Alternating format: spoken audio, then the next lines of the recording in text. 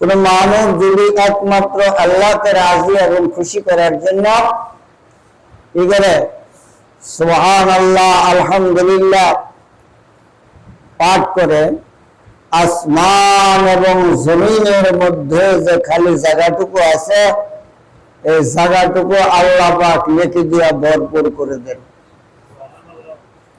প্রশ্ন আসতে পারে, একবার আলহামদুলিল্লাহ বললেই যদি এত নেকি হয়, তাহলে আমি জীবনে কত আলহামদুলিল্লাহ পড়লাম, আর জান্নাতে যাওয়ার জন্য আমার কোনো প্রতিবন্ধকতা নাই, আমি জান্নাতে সরাসরি মালিক হয়ে যাব।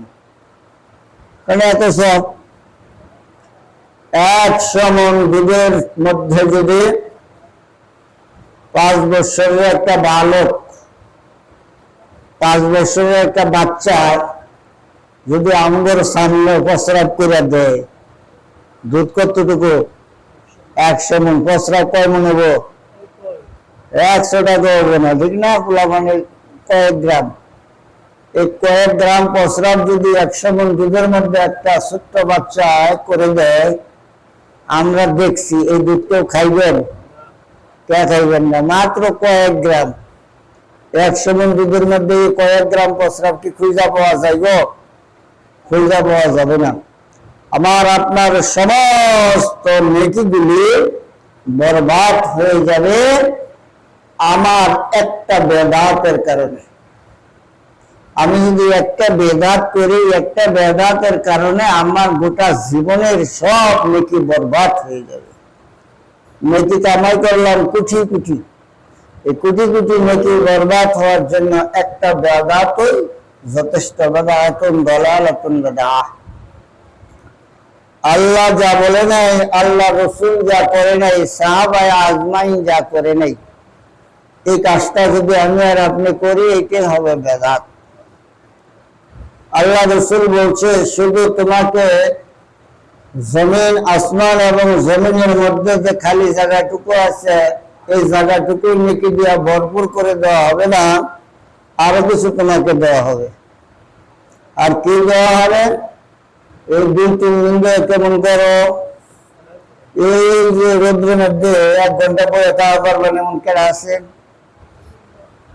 500 টাকা দিতে রাজি আছে, এই রোদ্রে বয়ে থাকতে রাজি না। সূর্য জমিন থেকে 9,30,00,000 মাইল দূরে অবস্থিত। বিজ্ঞানের থিওরি, মানব রচিত যে কোনো জিনিসই হোক একুরেট নাও তো হতে পারে, ঠিক না? এদিক সেদিক হতে পারে। তারপরে ধরে নিলাম বিজ্ঞান বলছে এই সূর্যের 12টা মুখ, যে সূর্য সৃষ্টি করছে সে আল্লাহ বলছে সূর্যের মুখ কয়টা? 12টা। ওয়াজকালে বয়ান খালি আমার কাছ থেকে শুনেন না, আপনারাও আমারে শোনায়েন। এই 12টি মুখ থেকে একটি মাত্র মুখ জমিনের দিকে সেট করে দেওয়া। এই একটা মুখ থেকে আমি আর আপনি আলো পাচ্ছি। সূর্যের আশেপাশের তাপমাত্রা হলো 40,000 ডিগ্রি সেলসিয়াস। কত? 40,000 ডিগ্রি সেলসিয়াস হলো সূর্যের তাপমাত্রা সূর্যের আশেপাশে। আর আমরা দুনিয়ায় বর্তমানে যদি 30-32 হয়ে যেতে শেষ, 40 হয়ে গেলে মরুভূমি হয়ে গেছে, আর থাকা যাবে না। আল্লাহ রসুল বলছে, এই বিপদের দিনে, মুসিবতের দিনে, যেদিন সূর্যটা মাথার আধার থেকে সোয়াত উপরে হবে, সেদিন সূর্যের 12টা মুখ ধরে মানুষের দিকে সেট করে দেওয়া হবে, নিচের দিকে সেট করে দেওয়া হবে।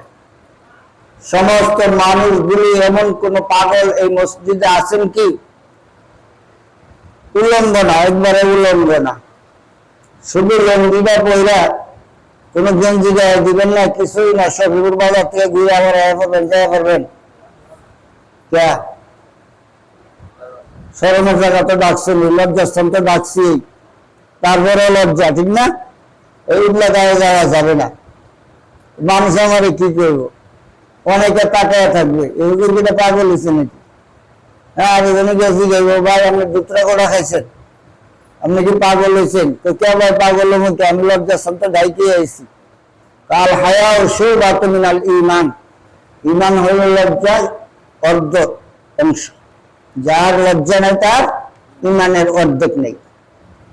এখন পুতলা গায়ের সবুজ যাইতে পারবো না লজ্জা করে। হাসরের ময়দানে মুসিবতের দিনে এমন একটা মুসিবতের দিন হবে, এমন একটা বিপদের দিন হবে, কেউ কারোর দিকে তাকায়া দেখবে না, খবরই নিব না। আরে বিশ্ব সুন্দরী লাগবে না, খালি কালা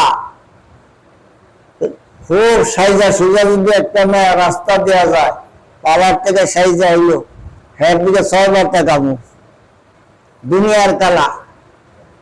কারণ কি এখনো কোনো কি নাই, মুসিবত নাই, মুসিবতে ভরি নেই, তাকে মন ভরে দেখতেছি। হাসরের ময়দানে বিশ্ব সুন্দরী যিনি, ওই বিশ্ব সুন্দরী উলঙ্গ অবস্থায় উঠবে, সমস্ত মানুষগুলি উলঙ্গ অবস্থায় উঠবে, কেউ কারোর দিকে তাকায় দেখার সময় নাই, কেউ কারোর দিকে তাকাবে না। জিজ্ঞাসা তো করবে পরের কথা, কৌশল বিনিময় করবে তো পরের কথা, জিজ্ঞাসাও করবে না যে হুজুর আপনি কেমন আছেন, আপনি কি জান্নাতের টিকিট পাইছেন না জাহান্নামের টিকিট পাইছেন, খবর নেই। আল্লাহ রাসূল বলে সেই বিপদের দিনে, মুসিবতের দিনে কোনো বৃক্ষ থাকবে না, কোনো ছায়া থাকবে না। যারা আমাদের দেশ থেকে আরব কান্ট্রিতে চাকরি করে, মরুভূমিতে যারা ডিউটি করে, এদের জিজ্ঞাসা হইলেন যে হাসরের ময়দান কি বিশ্বাস করে? বিশ্বাস করি না, মানে হাসরের ময়দান দেখে আইছি। তো কই দেখলা? আরবের মরুভূমিতে, আরবের মরুভূমিতে হাসরের ময়দান দেখে আইছি। ভাইরা আমার, এই মুসিবতের দিনে কোনো বৃক্ষ থাকবে না, কোনো ছায়া থাকবে না, আল্লাহর আরশের ছায়া ব্যতীত। আল্লাহর আরশের ছায়ায় কি ইচ্ছা করলেই যাওয়া যাবে? এর কাজ করতে হবে না? আল্লাহ রাসূল বলছে আল্লাহর জমিনে কেউ যদি আল্লাহকে রাজি এবং খুশি করার জন্য একবার সুবহানাল্লাহ আলহামদুলিল্লাহ পাঠ করে, কাল কিয়ামতের ময়দানে একটা বৃক্ষ জন্ম নিবে। এই সুবহানাল্লাহ আলহামদুলিল্লাহর বৃক্ষ, এই বৃক্ষের নিচ দিয়া আরাবিয়ান গোড়া, পৃথিবীতে সবচেয়ে উন্নত মানের গোড়া কোন দেশের? আরাবিয়ান ঘোড়া। আরাবিয়ান ঘোড়া পৃথিবীর সবচেয়ে উত্তম ঘোড়া। এমন একটা ঘোড়া যদি তুমি ওই বৃক্ষের ছায়ার নিচ দিয়ে দৌড়াইতে থাকো, 500 বছর অতিবাহিত হয়ে যাবে, বৃক্ষের ছায়াটুকু শেষ হবে না। এটা আজই সুবহানাল্লাহ আলহামদুলিল্লাহ পরে কি দরকার আছে না নাই? আছে। আমি মসজিদে এসে বলি না, ব্যর্থ করি। আল্লাহ রাসূল বলছে সুবহানাল্লাহ, এই আমলটা মনে রাখেন, সুবহানাল্লাহি ওয়া বিহামদিহি সুবহানাল্লাহিল আযীম। আমরা তো খালি বয়ানে পাগল, গলায় পাগল। লাইলি মুমিন শরীফের আফরোজুল দাসের ইচ্ছা করা 40 হাজার আবার থেকে হইয়া ঘুমাইবো, বয়ান করছে রে হুজুর, বাবারে বয়ান। এই বয়ান থেকে কিছুই শিখি নাই, কিন্তু কোন আমল শিখছি? কিছুই শিখি নাই। আমি আপনি আমলের জন্য কিছু শিখি, আর আমিও আমলের জন্য কিছু বলি, যেটা আমার কি হবে? লাভ হবে। রাসূল পাক সাল্লাল্লাহু আলাইহি ওয়াসাল্লাম বললেন, কোন মানুষ যদি, কোন আমার কোন উম্মত যদি সকালবেলা এই সুবহানাল্লাহি ওয়া বিহামদিহি বাকিটুকু কর, সুবহানাল্লাহি ওয়া বিহামদিহি সুবহানাল্লাহিল আযীম, আমি যদি না কয়ে করেন বাকি তো মনেই থাকবো না যে হুজুর নেই কি কয়ে দিছে। কারণ ব্যক্তি করে মাথা খারাপ হয়ে যাবে, পোলার মাইকে লবণ নিয়ে এসে মসজিদে দেখেছিল, লবণের কথা কয়ে দিই নাই, এই সময় মেজাজ খারাপ। সুবহানাল্লাহি ওয়া বিহামদিহি সুবহানাল্লাহিল আযীম, সুবহানাল্লাহি ওয়া বিহামদিহি সুবহানাল্লাহিল আযীম। আল্লাহ রাসূল বলছে এই দোয়াটা যদি, এই কালামটা যদি, এই তাসবিহটা যদি, এই জিকিরটা যদি আমার কোন উম্মত একমাত্র আল্লাহকে রাজি এবং খুশি করার জন্য আল্লাহর পবিত্রতা বর্ণনা করে, আল্লাহর পবিত্রতা, আল্লাহর প্রশংসা করলো, আল্লাহর গুণ কীর্তন গাইল, আল্লাহকে মহান বলে স্বীকার করে নিল, ওই মানুষটার এই পুরা দেহের 1/4 অংশের 1 অংশ জাহান্নামের আগুনের জন্য হারাম হয়ে গেল। সুবহানাল্লাহ বলতে যায় না? সুবহানাল্লাহ লাভ নেই, একটু আগে কইলাম, ভুলে গেছেন গা? এত তাড়াতাড়ি ভুলে গেলে কবরে ফেরেশতা মুনকার নেকির ফেরেশতা দেখে তো পাতলা পায়খানা হবো, এসব অবস্থা হবো কি? সাহাবা আজমাইন ডাক দিয়ে বললেন, ইয়া রাসূলুল্লাহ, ওগো আল্লাহর নবী, সকালবেলা যদি আমি তাসবিহটা আদায় করি, আমার দেহের, আমার বডির, আমার শরীরের চতুর্থ অংশের এক অংশ জাহান্নামের আগুনের জন্য হারাম হয়ে গেল, আর বাকি? আল্লাহ রাসূল বলেন, আবার যদি তুমি পড়ো, আবার মানে দ্বিতীয়বার যদি তুমি এই তাসবিহটা পড়ো, তোমার জন্য জাহান্নামে, তোমার এই দেহটার অর্ধেক অংশ জাহান্নামের আগুনের জন্য হারাম হয়ে যাবে। আল্লাহ রাসূল আবার বলেন, হে আমার সাহাবীরা শোনো, আমরা তো নামাজ আর রোজা হজ আর যাকাতের পুঁজি লইয়া বলে আছি, মনে করি এই জান্নাত অসম্ভব। জান্নাত এত সহজ জিনিস না, আবার জান্নাত খুব সহজ। জান্নাত খুব কঠিন, আবার খুব সহজ। যদি আমি এটাকে সহজ মনে করে আমল করে, আমার জন্য সহজ হয়ে যাবে। আল্লাহর আদালতে হিসাব দেওয়া বড় কঠিন। এটা কি সবার জন্য বাবা কঠিন? সবার জন্য কঠিন নয়, কারো কারোর জন্য সহজ হয়ে যাবে, যে দুনিয়াতে হিসাবটা মিলাইতে পারছে। আর যে হিসাব মিলাইতে পারে নাই, তার জন্য বড় কঠিন হয়ে যাবে। সাহাবায়ে জিজ্ঞাসা করলেন, ইয়া রাসূলুল্লাহ, তারপরে কি হবে? আল্লাহ রাসূল বলেন, তৃতীয়বার যদি তুমি তাসবিহটা পড়ো, তাহলে তোমার বডি, তোমার দেহের তৃতীয় অংশ জাহান্নামের আগুনের জন্য হারাম হয়ে গেল। সুবহানাল্লাহ। আর হলো কয় অংশ? তাহলে আরেকবার বললে সম্পূর্ণ দেহটা। আল্লাহ রাসূল বলছে, আমলটা যদি কেউ দৈনিক কম পক্ষে 4 বার পাঠ করে এই তাসবিহটা, তার পুরো বডিটা জাহান্নামের আগুনের জন্য হারাম হয়ে যাবে। সুবহানাল্লাহ। করেননি? হুজুর এতদিন কইছেননি, ঠিক না? হুজুর এতদিন তো করেন নাই, আজকে বলছি, আজকে থেকে তো করবেন ইনশাআল্লাহ। ইনশাআল্লাহ করবেন। দেখেন, অবতাহু ইলাইহিল ওয়াসিলা, আল্লাহর জান্নাতে যাইতে গেলে বাবা উসিলা ছাড়া জান্নাতে যাওয়া যাবে না। সাহাবীদের নামাজ আর আমার আপনার নামাজ, এই দুই নামাজ কি এক রকমের হয়? এক রকমের হয় না। সাহাবায়ে আজমাইন আল্লাহর নবীর জবান থেকে শুনেছে, কোনো মানুষ যদি পাগড়ি পরে নামাজ আদায় করে, কি করে? পাগড়ি কিনবেন তো? আছে? পাগড়ি পরে যদি কেউ নামাজ আদায় করে, পাগড়ি পরা কি সুন্নাহ, ফরজ না, না পড়লে পাপ হবে না মিয়া।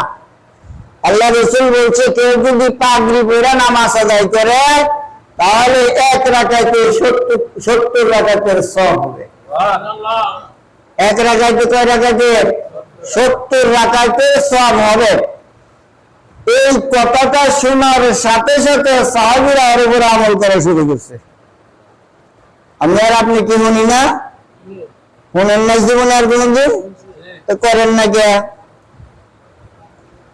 যাই ইমামের পিছনে মাসালা মনে রাখবেন, আর আমি তো ডাইরেক্ট মানুষ, ডাইরেক্ট দিই। যে ইমামের পিছনে মুসল্লি সদা সর্বদা 5 ওয়াক্ত নামাজ পাগড়ি পরে পড়ে, সেই ইমাম যদি পাগড়ি ছাড়া নামাজ পড়ে, তাহলে নামাজ মাকরুহ হবে। কারণ ইমামের চেয়ে মুসল্লির তাকওয়া বেশি না কম? বেশি। ইমামের চেয়ে একটা সুন্নতের উপর মুসল্লি আমল বেশি করতেছে। আপনি ইমামের যোগ্যতা, ওই ব্যক্তি ইমামের যোগ্যতা আছে যার মধ্যে তাকওয়া আছে।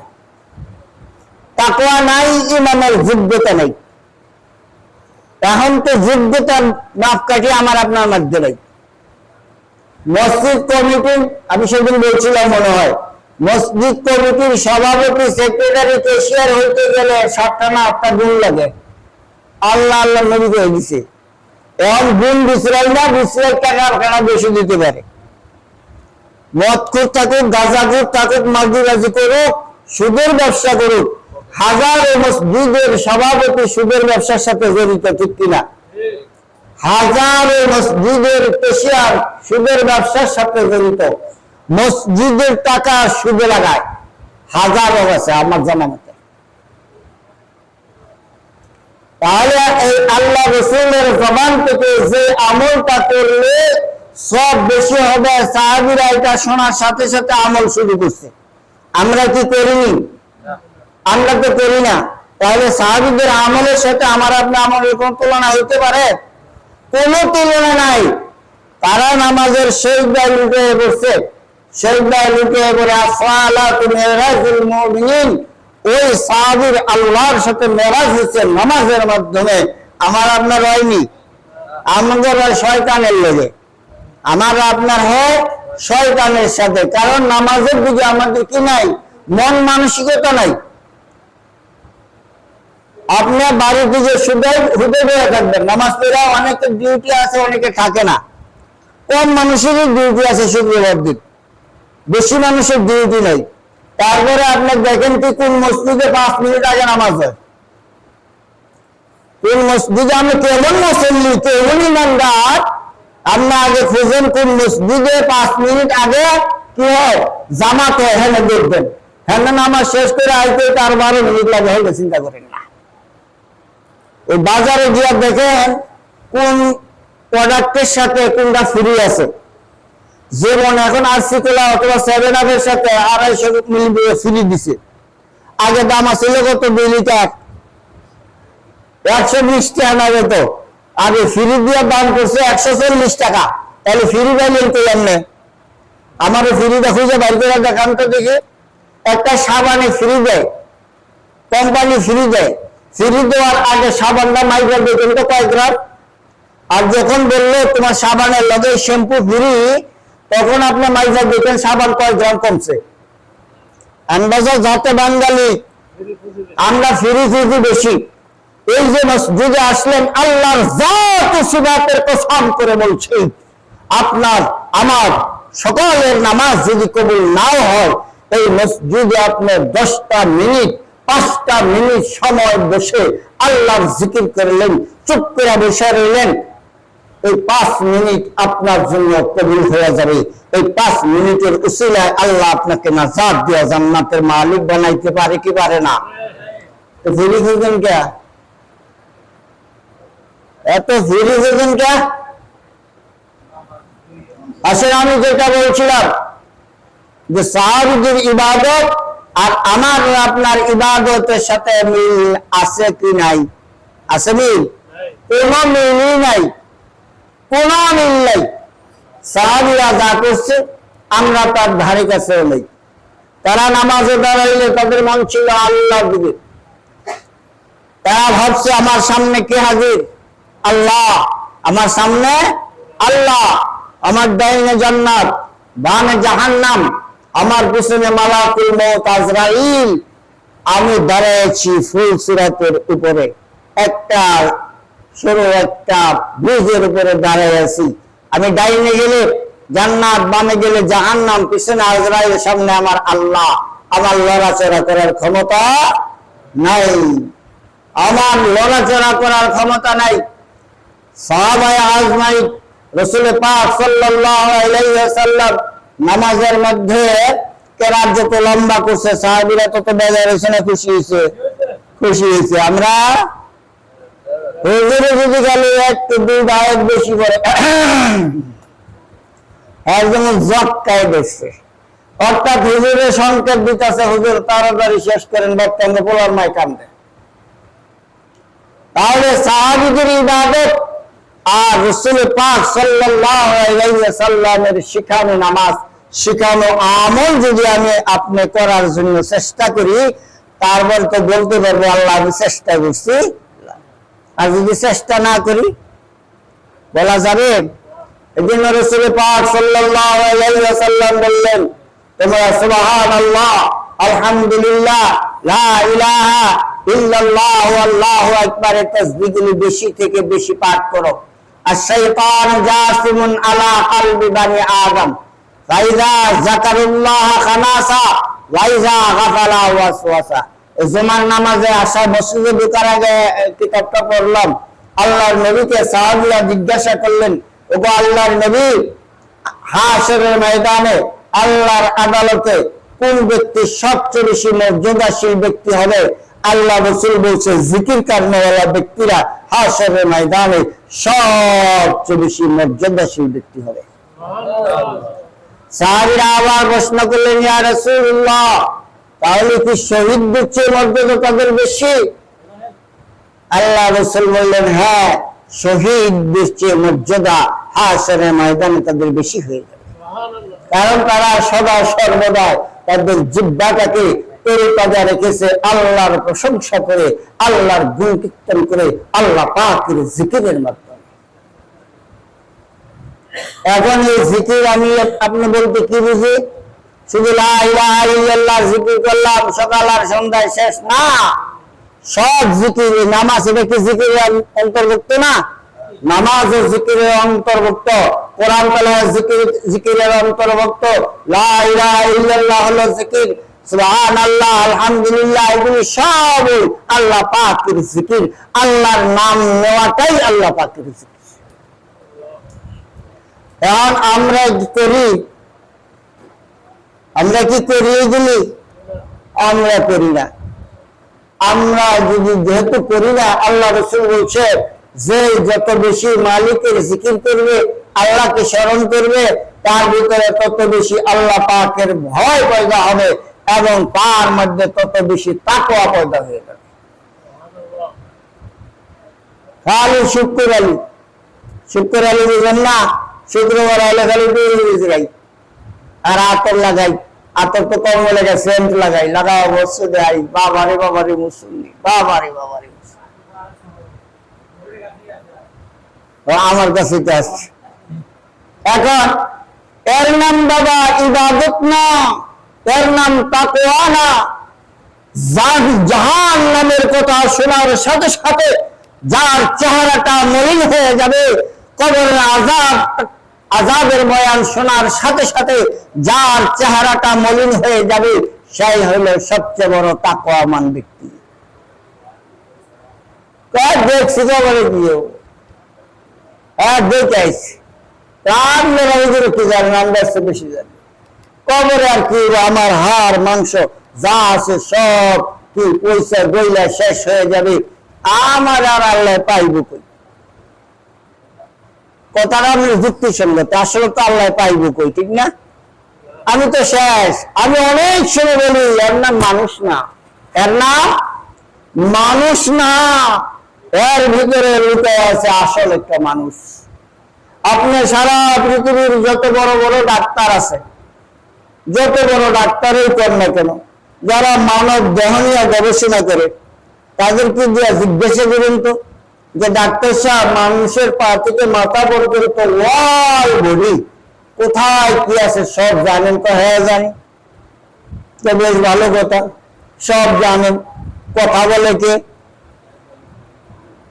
ভিতর থেকে কথাটা বলে কে? কোন মেশিনে বলে, কে বলে, এটা কি জানেন? কত মাফ হোসাই, আমিও জানি না, আমার বাবাও জানে না। আমিও জানি না, আমার বাবাও জানে না। এটা ধরাছে আর কি বাহিরে, এটা ধরাছে আর বাহিরে। এই যে কথা বলছে, আমার জবান দিয়ে কথা বাইর করে দিচ্ছে, সেই তো মানুষ। আর এই মানুষটাকে প্রকৃত মানুষ করতে গেলে মালিকের বিধান মাইনা করতে হবে, না নিজের মন গড়া করা পারবেন। ডাক্তারে, আগেকার ডাক্তার যারা হাতুড়ি ডাক্তার ছিল, জ্বর হলে কি দিত? মিক্সার বানায় দিত না? মিক্সার বানায় কাগজ কেটে দাগ দিয়ে দিত, 7 দিন খায় না, 1 দাগ পরিমাণ, 1 ব্যাগ করে তো যে আনছে, মিক্সার আনছে, ডাক্তারে দাগ দিয়ে দিছে, এই যে দাগ দিয়ে দিলাম, 1 দাগ পরিমাণ খায়েন, প্রতিদিন 1 দাগ খাইবেন, 1 দাগ। হ্যাঁ করছে কি কাগজ না টাইম আউট হয়, 1 দাগ ছিঁড়া খাইছে, পরে আবার আরেক দাগ ছিঁড়া খাইছে। 7 দিন 7 দাগ খাইয়া জ্বর তো ভালোই হয় না, ডাক্তারের কাছে দৌড়ে গেছে। ডাক্তার সাহেব, দাগ খাইয়াতে শেষ দিছি, জ্বর তো কিছু হয় নাই। আরে ব্যাক কল, তারা দাগ খাইবার গেছি আমি, হ্যাঁ দাগ পরিমাণে ওষুধ খাইবার গেছি, তাহলে তোর জ্বর ভালো। তাহলে আল্লাহর বিধান যদি না মানি, আল্লাহ যা দাগ আমাকে দিয়ে দিছে, যে সীমাবদ্ধতা আমার আপনার মধ্যে আছে, যে সীমাবদ্ধতা আল্লাহ পাক দিয়ে দিছে, এর ভিতরে থেকে মানুষ হওয়া লাগবে না, বাহিরে গিয়ে হইতে হবে? এর ভিতরে থেকে মানুষ হইতে হবে। আর মানব যদি না হইতে পারেন, আল্লাহর জাত ও সিফাতের কসম করে বলছি, আপনার দুনিয়াতেও শান্তি দেয়, আখিরাতেও শান্তি দেয়। অমানুষের শান্তি কোথাও নাই। আমি অনেক সময় বলি, আপনি মানুষ না আগে দেখবেন সারা পৃথিবী আপনাকে সালাম করবে, সারা পৃথিবী আপনাকে সালাম করবে। গরিব নাজ খাজা মঈনুদ্দিন চিশতি রাহমাতুল্লাহ আলাইহি বলেন তো, একটা বাঘ যদি এখানে ছেড়ে দেওয়া হয়, একটা বাঘ যদি এখানে কেউ ছাইড়া দেয়, এই মসজিদের ভিতরে কে থাকবেন? মসজিদের সামনে, বারিন্দার সামনে এটা ছেড়ে দিছে, থাকবেন কে? আপনারা তাকে থাকেন না, আমার মরার তো শোক নাই, আমি আগে দিব দাবাত, আমি আগে দাবাত দিব ভাগ। এটা আমি ভয় করলাম, বাঘ দেখে আমি দেখ, এখন ভাগ দেখে মানুষ ভয় পায় বাঘকে। আর গরিব নাজ খাজা মঈনুদ্দিন চিশতি রাহমাতুল্লাহ আলাইহি বাঘের পিঠের মধ্যে লাঠি বোঝা দিছে, দিয়া দিছে বাঘের এক চাবক। বাঘ বুঝায় কয় কি, এ বেটা মঈনুদ্দিন, তুই যে আল্লাহর গোলাম, এই জন্য আমি তোর জন্য গোলাম হয়ে গেলাম। তুই আল্লাহর গোলাম, আমি এখন তোর গোলাম। তুই যদি আল্লাহর গোলাম না হইয়া আমারে চাবক মারবে তো দূরের কথা, আমার পিঠে খালি লাঠি বোঝাটা উঠাই দিলে তো 14 গোষ্ঠী সবাই এসে। তা দিয়ে কি বোঝা যায় যে আমি আপনার যদি আল্লাহর গোলাম হইতে পারি, সারা দুনিয়াটা কার গোলাম হয়ে যাবে? আমার গোলাম হয়ে যাবে। আজকে সন্তানের কথা হনে না, বিবি কথা হনে না, বিবি গড়ে হওয়া একটা মার্কেটে যাবে 3টার সময় আয়, তো কি ব্যাপার বিবি গেছিল কই, কটকট করে না, গার্লফ্রেন্ড নিয়ে গেছিলাম মার্কেট করবার।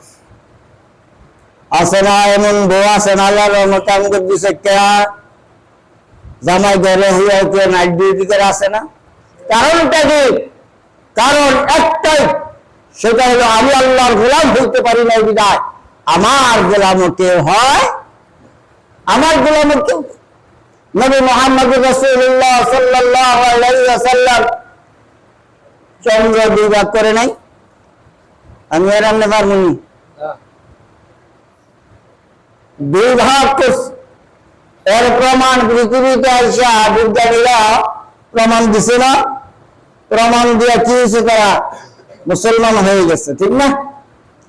আল্লাহ রাসূলের হাতের ইশারায়, আঙ্গুলের ইশারায় চন্দ্র 2 ভাগ হয়ে গেল।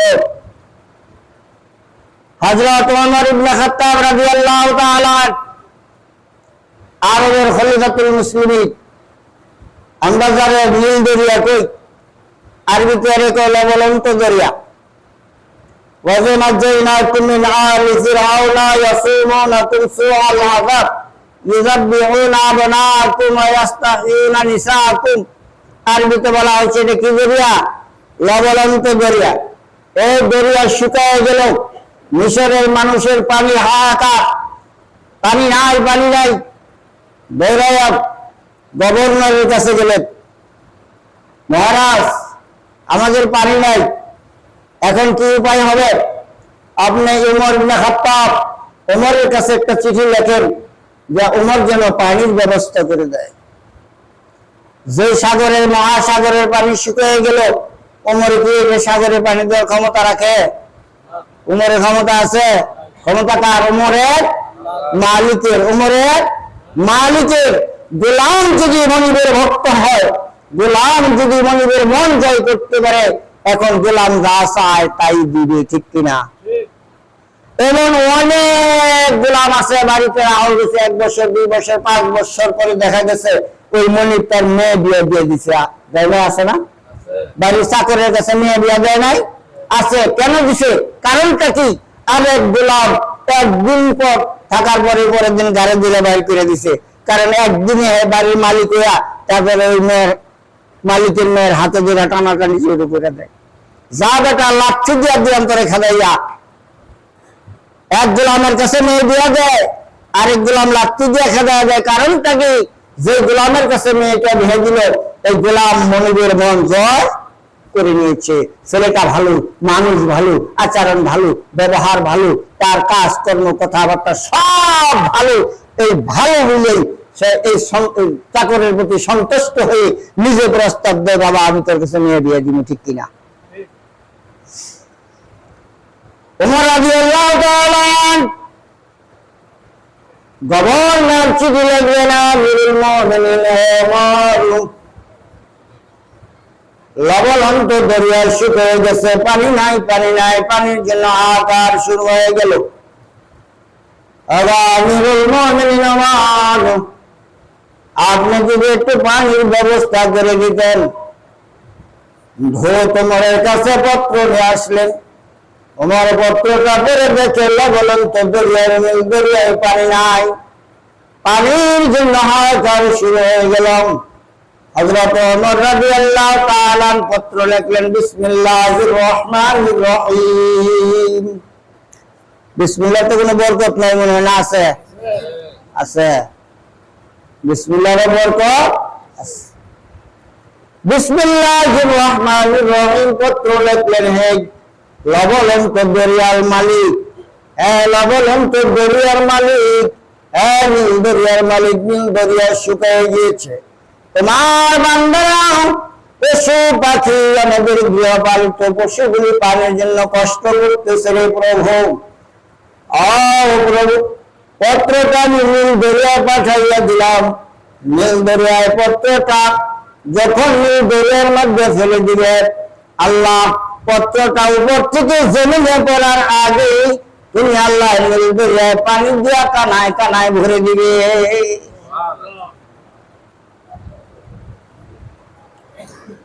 মিশরের মানুষ কৌতূহল শুরু হয়ে গেল। পত্র নিয়ে দিলেন গভর্নরের কাছে যে এই নেন পত্র, আমার এই পত্র দিছে, পত্র বইরা দেয় এই ব্যাপার। মিশরে কৌতূহল শুরু হয়ে গেল। হিন্দু মুসলমান বিভিন্ন জাতির মধ্যে পত্র দিলে নীল দরিয়ায় পানি আসবে, এটা কেমন কথা?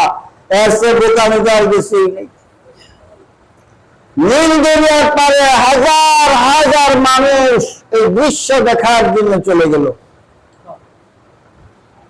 পত্র নিয়ে দিলেন গভর্নরের কাছে। গভর্নর নীল দরিয়ার কিনারায় চলে গেলেন। হাজার হাজার মানুষ এই দৃশ্য দেখতেছে। এই পত্র পাওয়া পানি কেমন করে দেখুন, এটা একটা আশ্চর্যের ব্যাপার না? আশ্চর্যের ব্যাপার। পত্রটা নিয়ে গভর্নর নীল দরিয়াতে ফেলে দিল। ইতিহাস বলছে পত্রটা জমিনে পড়ার আগেই নীল দরিয়া পানিতে কানায় কানায় ভরে গেল। এই দৃশ্য দেখার পর হিন্দু বিধর্মী যারা ছিল তারা হাজার হাজার মানুষ গভর্নরের হাতে হাত দিয়ে কালেমা পড়ে মুসলমান হয়ে গেল। ওমর কি নবী ছিল? ওমর তো নবী ছিল না। ওমর ছিল রাসূলের সাহাবী, আমার আপনার মতো একজন উম্মত। যারা রাসূলকে দেখছে তাদেরকে বলা হয় কি? সাহাবী। যারা সাহাবীদেরকে দেখছে তাদের কি বলা হয়? তাবেঈ। আর যারা তাবেঈনদেরকে দেখছে তাদের বলা হয় তাবেঈ। তাহলে আল্লাহ রাসূলের সাহাবী ওমর দেখছে, এজন্য হয়েছে সাহাবী। দেখেন ওমরের কত মর্যাদা আল্লাহ পাকের কাছে। কারণ একটাই, ওমর কালেমা যেদিন পড়ছে সেদিন থেকে মৃত্যুর আগ পর্যন্ত একটা কাজও ভুল করে নাই। যদিও কইরা থাকে, করার সাথে সাথে কি করছে? তওবা করছে। তওবা করে আল্লাহর কাছে ক্ষমা চাইছে। হযরত মূসা আলাইহিস সালাম ওনার বৃষ্টি নাই। আমাদের দেশে বৃষ্টির জন্য নামাজ পড়ে না, দোয়া করে না? বৃষ্টি নাই। আল্লাহর নবী হযরত মূসা কালিমুল্লাহ তার কওম, তার গোত্র, তার জাতিকে নিয়ে মরওয়াজ ময়দানে চলে গেলেন। আল্লাহ পাকের কাছে দোয়া করা শুরু করলো, আল্লাহ এই রোদ্দুর সহ্য হয় না। আল্লাহ আমাদের গৃহপালিত পশুগুলি অনাহারে মারা যাচ্ছে, পানি নাই, ঘাসগুলি মরে গেছে গা। আল্লাহ তুমি বৃষ্টি দাও। আল্লাহ পাক জিবরাইলের মাধ্যমে হযরত মূসা আলাইহিস সালামের কাছে সংবাদ দিলেন, হ্যাঁ মূসা, আমি আল্লাহ বৃষ্টি দিব, শর্ত আছে। কয় কি শর্ত? তোর এই মজলিসের মধ্যে একজন গুনাহগার ব্যক্তি আছে, এমন গুনাহগার, এমন কোন গুনাহের কাজ নাই সে জীবনে করেনি, তারে এই মজলিস থেকে বাইর করে দে, বাইর করে দিয়ে আমার কাছে দোয়া কর, আমি সাথে সাথে বৃষ্টি দিব। হযরত মূসা আলাইহিস সালাম ঘোষণা করলেন, এই মজলিসের মধ্যে কে আছে এমন গুনাহগার যে জীবনে এমন কোন গুনাহের কাজ নাই যে তুমি করো নাই? তুমি এই মজলিস থেকে বাড়িয়ে যাও। যদি না যাও তাহলে তোমার নাম, তোমার বাপের নাম, তোমার গ্রাম 14 গোষ্ঠী আমি প্রকাশ করে দিব মানুষের সামনে। এখন যাই গুনাহগার হয় কি জানে না আমি যা কাম কুকাম করছি? হ্যাঁ, নিজের বল মাথা দিয়ে বসে আছে, বৈশা বৈশা চিন্তা করে যদি এটা যাই, মানুষ মনে করবে আমি এই আকামটা করছি। আর যদি তারা বলি যে আমি এই গুনাহগার, আমি আল্লাহর কাছে তওবা করে নিব, তাও মানুষ জেনে ফেলবে আমি আকাম করছি। ওই লোকটা নিচের দিকে মাথাটা ঝুলাইলেন, চোখের পানি ছেড়ে দিয়ে কান্দে আর ডাক দিয়ে বলে, আমার আল্লাহ, আমি এত গুনাহের কাজ করেছি পৃথিবীর কেউ জানে না, কোন মানুষ জানে না, কোন মানুষকে তুমি কোনদিন জানায় দাও নাই। আল্লাহ, আমি তোমার কাছে তওবা করতেছি, গুনাহের কাজ আর জীবনে কোনদিন করব না, মাফ চাই তোমার কাছে। আল্লাহ পাক তার দোয়া কবুল করে নিলেন, গুনাহ মাফ করে দিলেন। সাথে সাথে কালো মেঘ ও মুষলধারে বৃষ্টি। মূসাকে ছেড়ে দেওয়ার পাত্র। মূসা আল্লাহকে ডাক দিয়ে বললেন, আল্লাহ, তুমি বলেছিলে মজলিস থেকে একজন গুনাহগার উঠে দিতে হবে, অথবা নিজের ইচ্ছায় চলে যেতে হবে। যদি সে উঠে দেয় অথবা চলে যায়, তারপরে তুমি বৃষ্টি দিবে।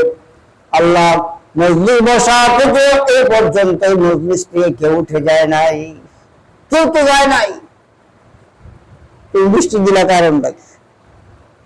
আল্লাহ কো, মূসা রে, যে গুনার কাজগুলি করছে, যে ব্যক্তিটা গুনাহগার ছিল, সে আমি আল্লাহর কাছে নীরবে তওবা করে নিয়েছি, তার চোখের পানি আমি সহ্য করতে পারি নাই, তার গুনাহগুলি মাফ করে দিয়েছি, মাফ করে দিয়ে আমি আল্লাহ তারে মুমিন হিসাবে কবুল করে নিয়েছি। জীবনে একটা দিন কোনদিন এমন ভাবে তওবা করে দেখছি আমরা? এই যে রমজানের মাস গেল, যারা রোজা রাখছি এরাও, যারা রাখি না এরাও, দাবি অথবা চাষিয়ে পাক করছে, সে 10 মিনিট সময় মাধ্যমে কোথাছে আর 10 মিনিট আছে, চাষি তাই না উঠেছে, উঠোনা তাড়াতাড়ি সময় 10 মিনিট, তো কষ্টিরি, তো ব্রাশ না, তো সময় নেই, নামাজ পড়া ব্রাশ করে গেছে দেখাই গেল। এইভাবে রান্নায় আমাদের দিন খারাপ, এমন ভাবে তো যাওয়ার কথা ছিল না, এমন ভাবে যাওয়ার কথা ছিল না। কথা ছিল আমি মাহে রমজানের রাতের একটা অংশ আল্লাহর ইবাদত করে, আল্লাহর কাছে তওবা করে, কান্নাকাটি করে আমার গুনাহগুলি মাফ করে দিই। ভাইরা আমার, আসুন না, বাঁচবেন আর কয়েকদিন, মরণ থেকে যতই পালাও মরণ তোমায় লইবে ধীরে, যদি সুদূর আকাশ পরে বানায় সেটা লাগাই সিঁড়ি। এমতে পালানোর রাস্তা নাই, যেহেতু রাস্তা নাই, মরতে আমার আপনার হবেই, মরার পর আরেকটা জগৎ। এটা আপনি বিশ্বাস করেন না কেন যে মরার পরে আমার কবরে, হাসরে, জান্নাত জাহান্নাম এগুলি 100% হবে?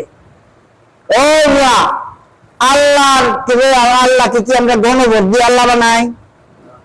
গণভোট দিয়ে বানাইছেন যে আল্লাহ দানিশিস কি দাড়ি পাল্লা কি হাত পাখা? আল্লাহ ডরে ভয়ে আল্লাহ তো টিকিয়ে রাখার জন্য আমরা বুদ্ধি মনে দিতে লেগে আল্লাহ আমাদের ভয় দেখাইছে, এটা মনে করেন নাকি? হ্যাঁ, শেখ হাসিনা, খালেদা জিয়া যে এই কাম করলে তো জনগণ ভোট দিব না, আর এজন্য চিন্তা করে অন্যান্য বাস চিন্তা যদি পুরা বাড়িতে জনগণ আমগর ব্যাপারে ভোট দিব, এটা কি মনে করে আল্লাহ? আপনি মনে করেন না? আল্লাহ তো আল্লাহ, সারা পৃথিবীর একজন মানুষ আল্লাহ আল্লাহ করে ডাক দিবে, রাতে বলে আল্লাহ ক্ষতি আছে নি কোনো? হ্যাঁ, আমি হাবিবুল্লাহ নামাজ পড়লাম না, তো আল্লাহর ক্ষতি হবে নাকি?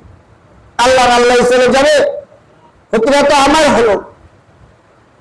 আমি আল্লাহর আযাব থেকে বাঁচার জন্য যে পদ্ধতিগুলি, যে নিয়মগুলি, যে কাজগুলি, এই কাজগুলি করলে আমি আপনি জাহান্নামের আগুন থেকে, কবরের আযাব থেকে বাঁচতে পারবো, এটি আল্লাহর বিধান। এই বয়ানটাই আল্লাহ পাকের মেসেজটা আমাকে আপনাকে দিয়েছে। তাহলে নামাজ আল্লাহর না, আমার। কোরআন তেলাওয়াত আমার, জিকির আমার, যাকাত দিলেন, হজ করলেন, সব আপনার জন্য, আল্লাহর জন্য। এই জন্য আসুন ভাই, আমরা প্রত্যেকটা মানুষ আল্লাহকে ভয় করি, খালি শুক্র আলী মুসল্লি না, খালি শুক্র আলী মুসল্লি লাভ হলো না, এটা মুনাফিকের লক্ষণ। ইন্নাল মুনাফিকিনা ফি দারকিল আসফালিনা মিনান নার। মুনাফিকি স্বভাব, মুনাফিক যারা হবে তারা জান্নাতের গ্রামে তাদের নাকের কাছে যাবে না। বাদ দেন মুনাফিকি অভ্যাস, বাদ দেন। আর আমাদের মধ্যে যদি টাকার ব্যবসা কেউ করেন, এটাও বাদ দেন। এটা এই হাদিস নিয়ে, এই মাসালা নিয়ে কোনো ইখতিলাফ নেই। সুদের ব্যবসা বুঝেন না? এটা আল্লাহ ডাইরেক্টলি বলছে সূরা বাকারা।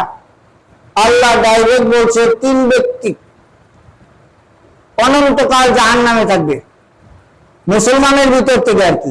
3 ব্যক্তি অনন্তকাল জাহান্নামে থাকবে। নাম্বার 1 সুদ খায় না ওয়ালা, নাম্বার 2 সুদ দেয় না ওয়ালা, 3 নাম্বার সুদের সাক্ষী। সুদ খায় না ওয়ালা, সুদ দেয় না ওয়ালা, যে সুদ খাবে সেও জাহান্নামে থাকবে অনন্তকাল। যত বড় নামাজি আর যত বড় হাজী সাহেব হোক, পাঞ্জাবি যদি মাটি দিয়ে হাসরা তারপরেও থাকবে। এটা আল্লাহ পাকের হুকুম। সূর্য দিবে, সে অনন্তকাল জাহান্নামে থাকবে। অনন্তকাল বলতে কতদিন এটা আমরা জানি না, জানে কে? আল্লাহ। যেমন আল্লাহ বলছে কোরআনে, কাফের বেঈমানেরা অনন্তকাল জাহান্নামে থাকবে। অনন্তকাল বলতে আল্লাহই বুঝে, আল্লাহই জানে কতকাল। 3 নাম্বার সুদের সাক্ষী। অনেক বাড়িওয়ালা আছেন, ভাড়াটিয়া ধরে রাখার জন্য ওই ব্যাংক থেকে টাকা উড়াই দেন সাক্ষী হইয়া, জিম্মাদার হইয়া। খোদার কসম, আল্লাহর জাত ও সিফাতের কসম করে বলছি, 1000 বছর ইবাদত করলে তোমার একটা ইবাদত কবুল হবে না। কথা কার? আমার। এটা আমার কথা।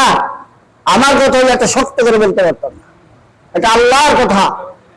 রিজিকের জিম্মাদার আল্লাহ। আপনার বাড়াটি আইলে না গেল, এত টেনশন করেন কেন? এত ফিকির, এত চিন্তা করেন কেন? বাড়ি ভাড়া দেয় না, খায় না? বাড়ি নাই, ঘর নাই, জায়গা নাই, জমি নাই, কিচ্ছু নাই, হাত নাই, পা নাই। এই মানুষের না খাওয়া মাছ আমার দেখাইতে পারবেন? হাত নাই, বিকলাঙ্গ, 2 হাত নাই, খালি পা। হাত নাই, এমন ছেলে মেয়ে প্লাস পায় না? হাত নাই, হাত দিয়ে লিখতে পারে না, পা দিয়ে লিখতে প্লাস পায় না? কেমনে পায়? কারণটা কি? কারণটা কি? আমি আর আপনাকে নির্ভরশীল মনে করি, বাড়ি ভাড়া না দিয়ে খাইতে পারবো না। আমার ব্যবসা না থাকলে আমি খাইতে পারবো না, আমার চাকরি না থাকলে আমি খাইতে পারবো না, লম্বা পাঞ্জাবি যাই দিতে পারবো না। কেন? এই এত যাই চিন্তা ফিকির কেন? আমার সব কিছুর জিম্মাদার আমার আল্লাহ। সব কিছুর জিম্মাদার আল্লাহ। আপনার বাড়ির ভাড়াটি আল্লাহ ব্যবস্থা করে দিব। আপনার এত টেনশন কিসে? আপনি মালিককে ডাকেন না, আপনি মালিককে স্মরণ করেন, তার বিধানগুলি মানেন, দেখেন সব ফয়সালা আল্লাহর পক্ষ থেকে আসবে। আমরা চেষ্টা করবো তো ইনশাআল্লাহ। রাগ করছেন আমার লগে? যদি কেউ রাগ করে থাকেন তাহলে বিকালে দেখা করেন, চা পান খাওয়ানো। ওয়া আখিরু দাওয়ানা আলহামদুলিল্লাহি রাব্বিল আলামিন। সেটা কাছে করে